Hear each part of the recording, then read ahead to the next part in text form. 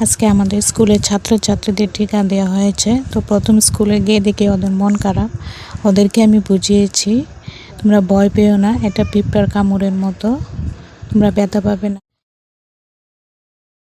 তোমরা যে টিকা লইছো কেমন লাগছে তোমাদের? ভালো। ব্যথা লাগছে তোমাদের? ব্যথা লাগছে না? ব্যথা কেমন ব্যথা? ভালো ব্যথা না হালকা ব্যথা?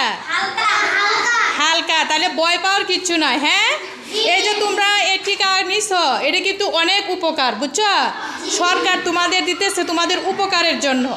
হ্যাঁ, এটা অনেক দামি টিকা।